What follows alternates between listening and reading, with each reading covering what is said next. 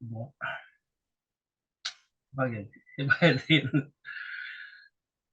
아, 정진이 의원님 그 조언도 듣고 김치현 목사님 좀 말씀도 좀 들어보고 그랬는데 저는 한 번도 그 메시지를 하기 위해서 글을 써본 적이 없거든요. 대부분 보면은 그 쭉 이렇게 작성해가지고 그것을 토대로 이렇게 읽거나 기준 삼아서 말씀하시고 그러시는데 저는 그 잘 못하겠더라고요. 그래서 일찍 끝날지 한 10분이라도 넘길지 어떨지는 모르겠습니다만은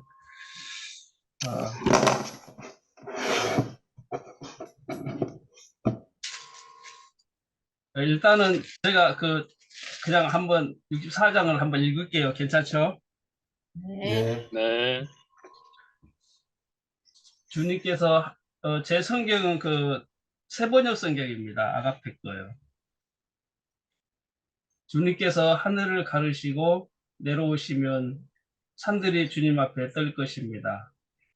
마치 불이 섭을 사르듯 불이 물을 끓이듯 할 것입니다.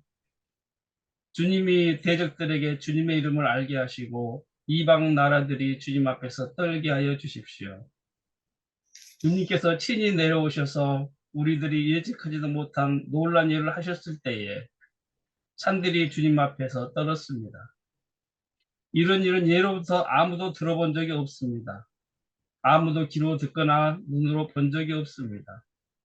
주님 말고 어느 신이 자기를 기다리는 자들에게 이렇게 할 수 있었겠습니까? 주님께서는 정의를 기쁨으로 실천하는 사람과 주님의 길을 따르는 사람과 주님을 기억하는 사람을 만나 주십니다. 그러나 주님 보십시오. 주님께서 진노하신 것은 우리가 오랫동안 죄를 지었기 때문입니다. 우리가 어찌 구원을 받았겠습니까? 우리는 모두 부정한 자와 같고 우리의 모든 의는 더러운 옷과 같습니다. 우리는 모두 나뭇잎처럼 시들었으니 우리는 죄악의 바람처럼 우리를 휘몰아갑니다. 아무도 주님의 이름을 부르지 않습니다. 주님을 굳게 의지하려고 분발한 사람도 없습니다. 그러기에 주님이 우리에게 얼굴을 숨기셨으며 우리의 죄악 탓으로 우리를 소멸시키셨습니다. 그러나 주님은 우리의 아버지십니다. 우리는 진흙이요 주님은 우리를 빚으신 토기장이십니다. 우리 모두가 주님이 선수 지으신 피조물입니다. 주님 진노를 거두어 주십시오. 우리의 죄악을 영원히 기억하지 말아 주십시오. 주님 보십시오. 우리는 다 주님의 백성입니다. 주님의 거룩한 성읍들이 광야가 되었습니다. 시온은 광야가 되었고 예루살렘은 황폐해졌습니다. 우리의 조상이 주님을 찬송하던 성전, 우리의 거룩하고 영광스럽던 성전이 불에 탔고 우리에게 즐거움을 주던 것들이 모두 황폐해졌습니다. 주님, 형편이 이러한데도 주님께서는 그저 가만히 계십니까? 그렇게 잠잠히 계셔서 우리가 그 심한 고통을 받도록 하시렵니까?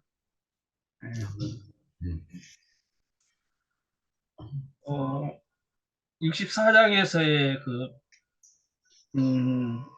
이사야가 이렇게 기도하고 있는 배경은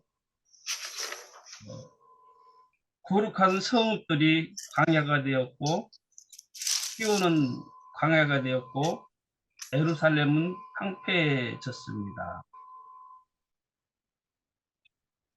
그러니까 이스라엘이 가장 하나님에게 섬기던 중심으로 삼고 하나님을 섬긴다고 하고 있던 예루살렘이 시온이 황폐해졌고 시온은 광야가 되었다는 거죠. 이스라엘 백성들에게는 예루살렘이 하나님을 섬기는 가장 중심적이고 하나님이 계시는 상징이었고 그렇죠. 그리고 시온은 그들의 마음속에서 하나님께 섬기고 하나님을 섬기고 이루는 그런 의미인 거죠.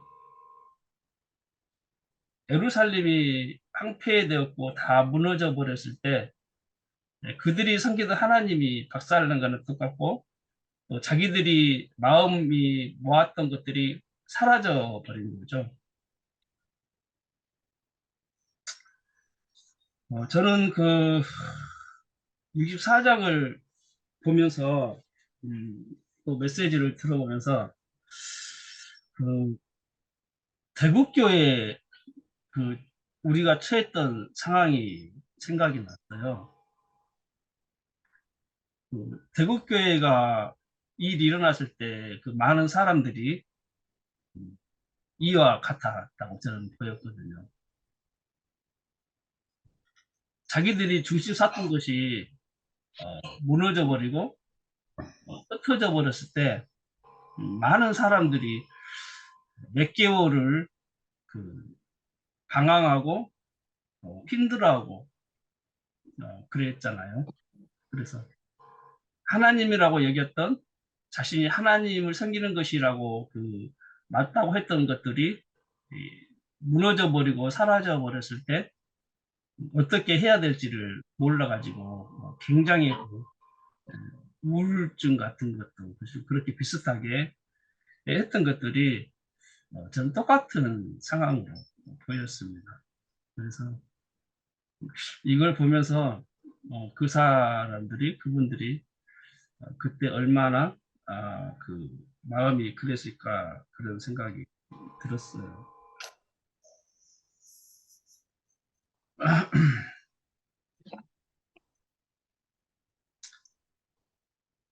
그러니까 시온과 예루살렘은 그 공간이 아니고 김 목사님도 말씀하시기를 그 정신이라고 하거든요. 그래서 내가 맞다고 여겼던 것들이 무너져 버렸을 때, 내가 길라고 여겼던 것들이 사라져 버렸을 때, 그 사람의 그 고뇌와 고통은 갈 길이 없는 거죠.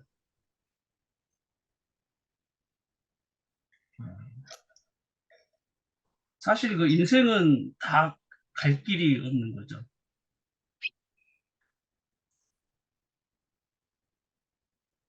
어, 이렇게 이 상황에서 그 3절과 4절을 이제 예를 들면서 예전에 하나님이 광야에서 나타나셔서 율법을 주었던 것을 기억하고 그때 하나님을 기억하고 지금도 다시 그 하나님이 지금 이 상황에서 우리에게 나타나 주십시오 하는 이사야의 마음이죠.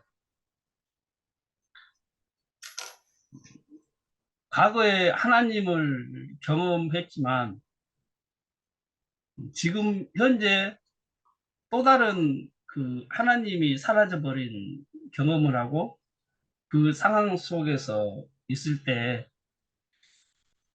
우리도 그렇지만 대부분 과거에 겪었던 그 하나님을 기억하잖아요. 그래서 지금 오늘의 상황이 이럴 때 그때 나타났던 그 하나님은 도대체 무엇이었는가? 그 하나님은 지금은 또 나타나시는가? 안 나타나시는가? 그런 고민들이 어, 저도 그렇지만 살아오면서 하나님을 잘 섬겼던 때도 있고 또 하나님을 경험한 때도 있고 그런데 그것이 늘 인생 속에 연속 지어진 것이 아니어서 어떤 때는 하나님을 잘 섬겼던 때가 있고 또 지나다가 항폐해서 아무것도 없는 것처럼 홀로 가는 때가 있고 늘 그렇더라고요. 그럴 때에 생각 드는 게 그때 나타났던 하나님, 그때 내가 겪었던 하나님은 지금 오늘 이 순간에 내게 유효한가? 그 하나님은 오늘은 내게 침묵하시는가? 아니면 또 나를 도우시는 하나님으로 나타나는가? 그런 고민들이 있는 것 같습니다.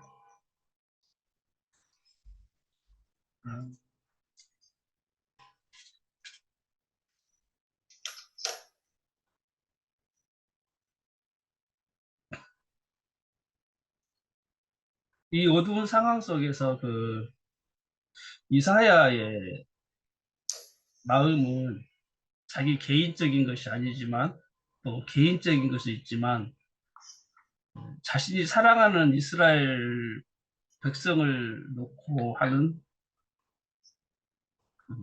가슴 아픈 기도인 것 같습니다.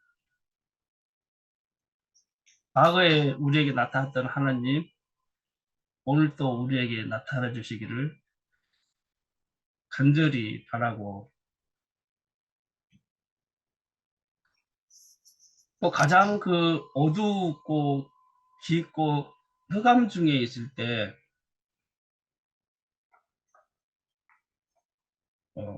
가장 캄캄한 시간이 빌 때에 사람은 그 자기 자신을 발견하게 되는 것 같아요. 돌아보게 되는 것 같고, 그래서 하나님을 떠나진 인생 안에서 그 비참함이라든지 그런 것들이 나오지 않나 그렇게 생각합니다.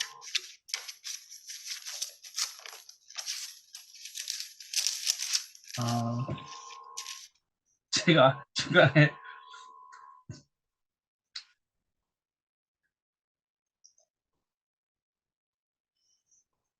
그래서 이사야가 그 캄캄한 중에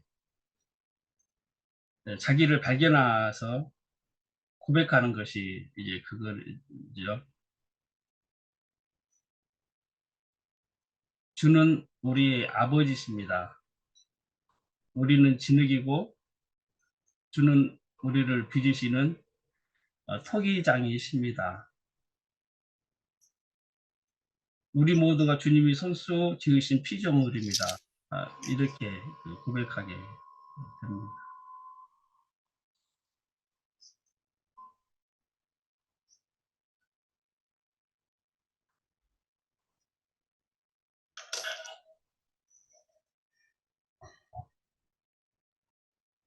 가장 어두운 상황에서 사람이 하나님 앞에서 발견할 수 있는 것은 피조물일 수밖에 없는 존재임을 발견하지 않을까 그렇게 얘기해 줍니다.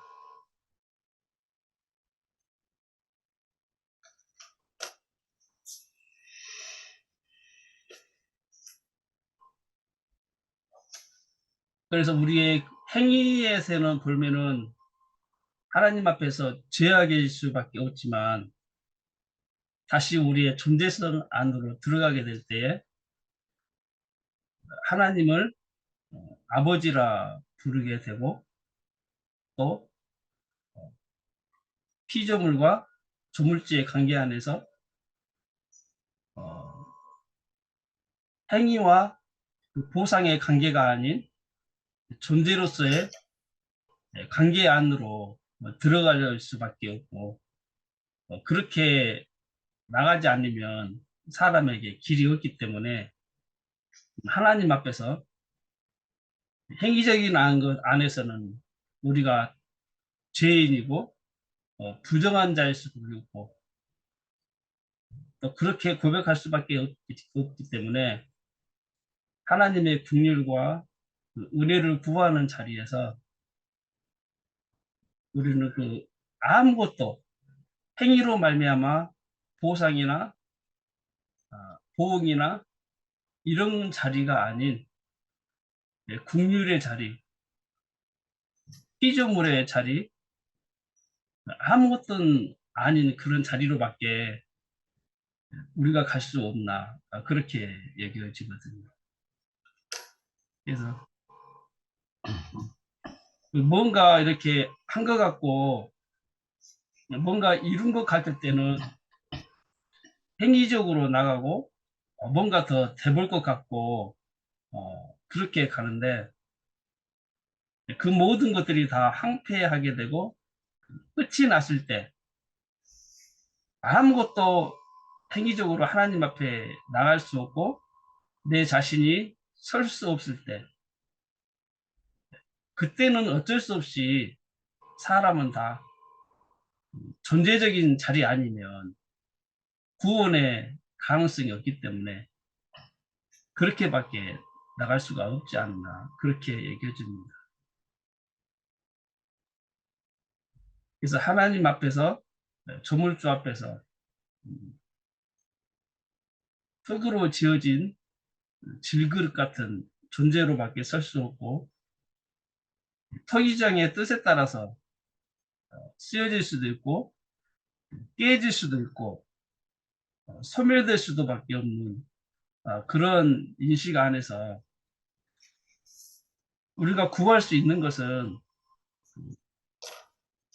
긍휼이라는 단어밖에 없는 것 같아요.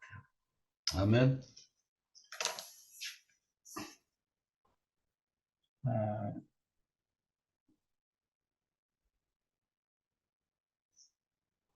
행위적으로 갈 때 하나님 앞에서 단 1%도 하나님 앞에 용납 받을 수 없고 설 수 없다는 것을 알게 될 때 우리는 그 나아갈 수 있는 조건이나 자격이나 그 모든 것들이 다 사라져 버리고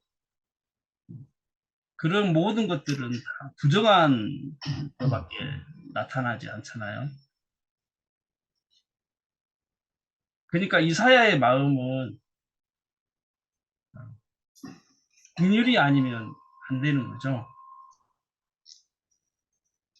이사야의 마음은 자신의 그 백성이 하나님 앞에서 하나님의 긍휼의 마음을 받지 않으면 가능성이 없다는 것을 아는 거죠.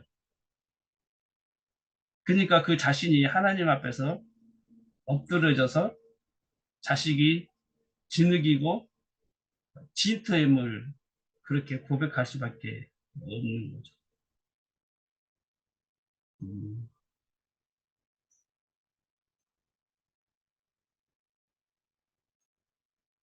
그것이 이사야의 그 애통하는 마음이 아닌가 그렇게 얘기해집니다.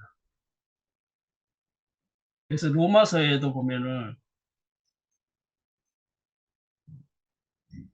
사람이 탄식을 하잖아요. 근데 사람의 탄식은 아무도 모르죠. 사람도 모르고. 근데 이제 하나님의 영에는 하나님만 아시듯이 사람의 깊은 속의 영엔 하나님만이 아시는 거죠. 그러니까 어둠과 깊음과 절망 속에서 탄식하는 신음의 소리를 누가 듣냐면은 그 영을 아는 그 하나님만이 그것을 듣는 거죠. 그래서 그 사람의 신음하는 고통 소리를 하나님이 아시는 거죠. 만약에 그 신음하는 고통 소리를 하나님이 모른다면 우리는 그 구원받을 길이 없는 거죠. 그래서 사람을 간절히 찾으시는 하나님의 그 마음과 고통 속에서 신음하면서도 우리의 영혼과 우리의 본질은 하나님을 찾는 우리의 마음이 만나지는 거죠. 사람은 탄식으로 신음하면서 괴로워하지만 그 탄식과 신음을 듣고 하나님이 우리에게 찾아오시는 거죠.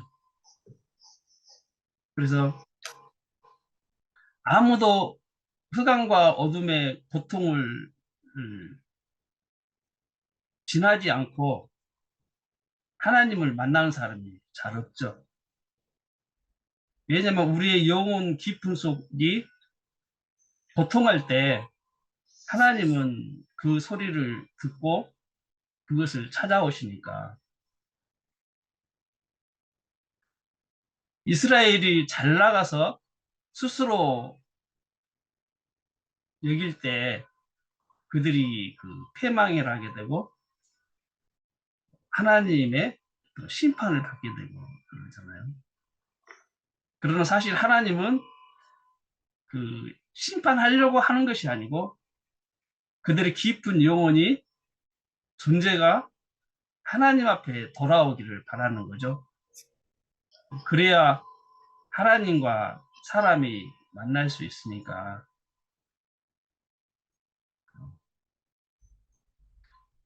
진실로 참 만남은 우리는 그렇지 않나 저는 그렇게 여겨집니다. 가볍게 하나님을 알고 하나님을 섬기다 하고 또 그럴 수도 있지만 또 어떤 면에서는 우리의 깊은 영이 참 하나님을 만날 때는 우리의 말할 수 없는 고통 속에서 탄식함으로 부르짖을 때 그 신음의 소리로 인하여 자석과 자석이 끌리듯이 그 신음 소리를 듣고 있는 하나님의 영이 우리의 영을 찾아와서 우리의 존재를 일으키신다고 저는 그렇게 여기거든요. 그래서 어쩌면은 이사야의 그 말할 수 없는 통곡과 하나님 앞에서의 울부짖음과 자신의 그 울부짖음으로 하나님이 이 땅에 강림하셔서 오셔서 자신과 자신의 백성을 나타나고 또 이끌어 주기를 바라는 그 이사야의 마음 때문에 하나님의 마음이 감동을 받지 않나 그렇게 얘기해집니다. 하나님 자신의 마음을 알고 그렇게 애통하는 이사야의 마음을 인해서 하나님은 이사야의 마음을 받아주고 또 이스라엘 백성들을 하나님은 그렇게 기쁘게 다시 찾지 않나 그렇게 얘기해집니다.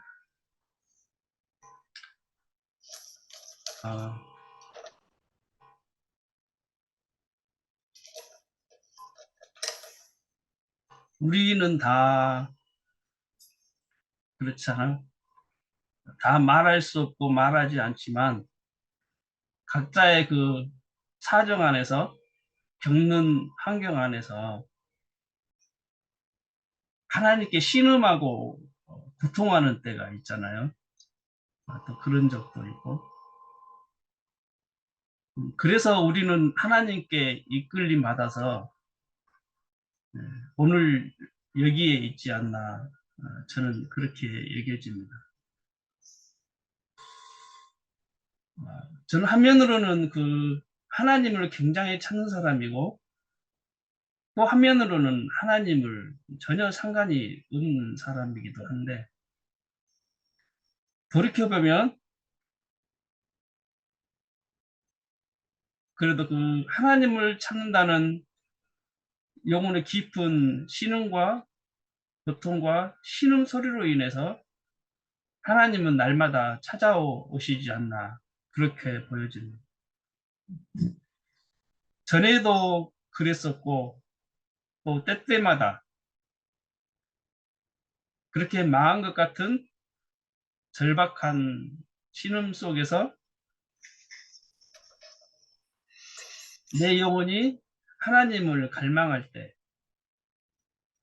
하나님은 이슬이 비가 땅에 내리듯이 그렇게 쌓이고 쌓이고 쌓여서 어느 날 옷이 촉촉해졌듯이 하나님은 어느 때에 내 인생에게 그렇게 나타나시는 것 같더라고요. 그래서 하나님 앞에 섰을 때 그것은 나로 말미암은 것도 아니고 더더구나 내가 무엇을 잘해서 그렇게 된 것도 아니고 내가 의로워져서 그런 것도 아니고 모든 것이 망해지고 패망하고 다 사라졌는데 그때야 비로소 사람의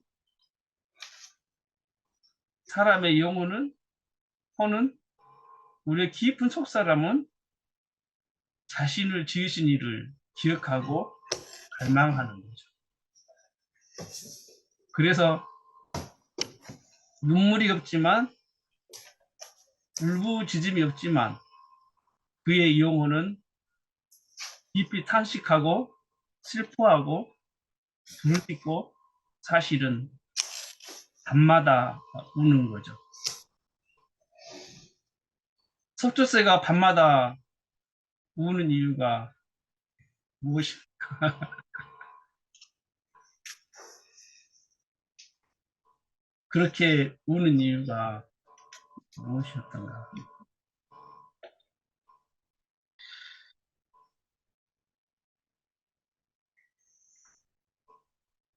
어쨌든 잘 모르지만 하나님 앞에서 우리 자신이 진흙으로 발견되고 흙으로 발견되고 아무것도 아닌 피조물로 발견될 때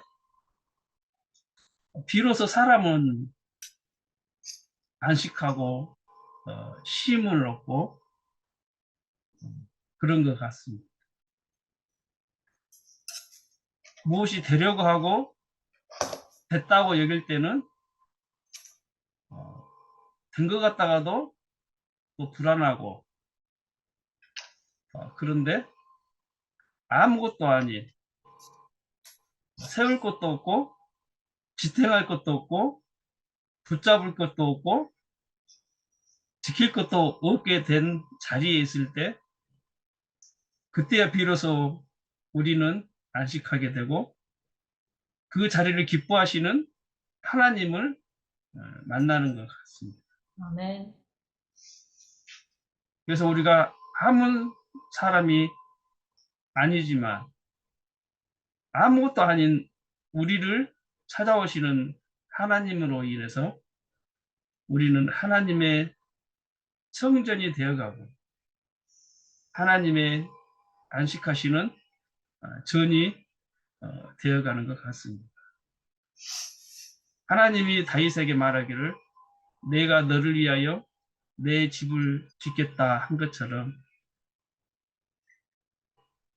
모든 것이 허물어진 다윗에게서 하나님은 자신의 집을 지었듯이 모든 것이 허물어진 우리가 교회 안에 모이고 만났을 때 하나님은 그 안에서 자신이 거처인 집을 짓고 싶어 하지 않나 그렇게 여겨집니다.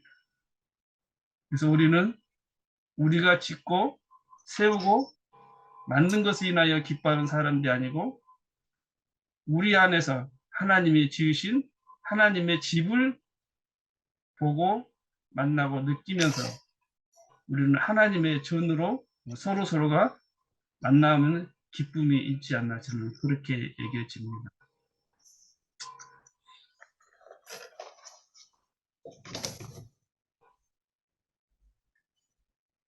제가 마지막으로 노래 하나 하고 너무 긴 것 같은데 갑자기 하는 게 안 빌어. 괜찮아.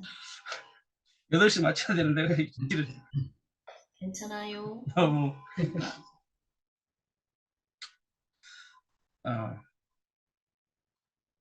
하나님 한 번도 나를 실망시킨 적 없으시고 언제나 공평과 은혜로 나를 지키셨네. 지나온 모든 세월들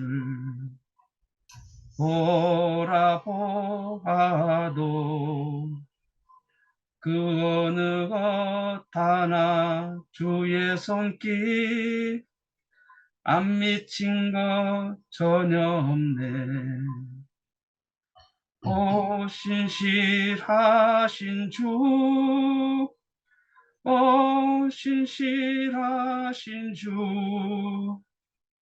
내 너를 떠나지도 않으리라. 내 너를 버리지도 않으리라. 약속하셨던 주님, 그 약속을 지키사 이후로도 영원토록 나를 지키시리라 확신하네. 감사합니다. 아멘. 너무 서툴러서 죄송합니다. 이야. 너무 좋아요.